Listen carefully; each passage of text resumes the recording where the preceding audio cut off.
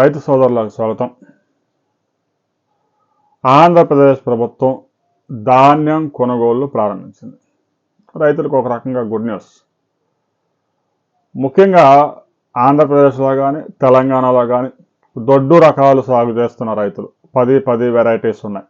ఈ రకాలు సాగు చేస్తున్న రైతులు కేంద్ర రాష్ట్ర ప్రభుత్వాలు మద్దతు ధరకు ఏదైతే కొనుగోలు చేస్తూ ఉన్నాయో సివిల్ సప్లైస్ ద్వారా వారికి అమ్ముకోవడం తప్ప వేరే గత్యంతరం లేదు. ఎందుకంటే సన్నాలు వెరైటీస్ కనుకైతే జగిత్యాల సన్నాలు కానీ బీపీటీ మసూర కానీ ఇంకా వెరైటీస్ సన్న వెరైటీస్ అయితే వ్యాపారస్తులు చకచకా కొనుగోలు చేస్తారు. ఎందుకంటే వాటిని బియ్యం మార్చేసి బెంగళూరు, హైదరాబాదు, చెన్నై, ఢిల్లీ ఎక్స్పోర్ట్ చేసుకుంటారు. కానీ దొడ్డు రకాలు కేవలం సివిల్ సప్లైస్కే కొనుగోలు చేయాలి. ఆ ధాన్యం వ్యాపారస్తులు ఎట్టి పరిస్థితుల్లో ముట్టుకునే పరిస్థితి చాలా తక్కువ. కొద్దిగా కొనుగోలు చేస్తారు, అసలు కొనుగోలు చేయరు అనడానికి లేదు. ఎందుకంటే రవ్వ తయారు చేస్తారు కాబట్టి. ఇక ఆంధ్రప్రదేశ్లో ఈ ఏడాది 50 లక్షల టన్నుల ధాన్యం కొనుగోలు చేయడానికి ఇప్పటికే కేంద్రం అంగీకరించింది. ఈ మొత్తాన్ని మరికొంత పెంచే అవకాశం ఉంది. తెలంగాణలో కూడా ప్రతి సంవత్సరం 50 లక్షల టన్నుల ఖరీఫ్ ధాన్యాన్ని కొనుగోలు చేస్తూ ఉన్నారు. అది 80 లక్షలకు పెంచాలని తెలంగాణ ప్రభుత్వం డిమాండ్ చేస్తూ ఉంది. ఇంకా కేంద్రం దానికి సంబంధించి ఇంకా అప్డేట్ అవ్వలేదు.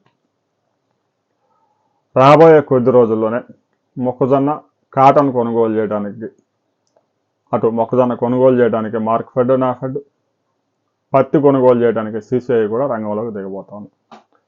పత్తి కొనుగోలు విషయంలో ఇప్పటికే తెలంగాణ ప్రభుత్వం, ఆంధ్రప్రదేశ్ ప్రభుత్వం సిసిఐని రంగంలోకి దింపడంలో విఫలమైనాయి.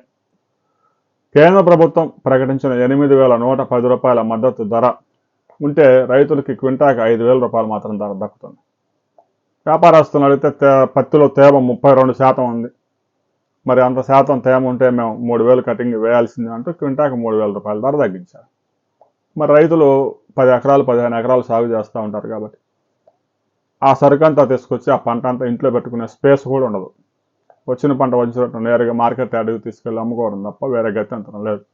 దీంతో రైతులు తీవ్రంగా నష్టపోతూ ఉన్నారు.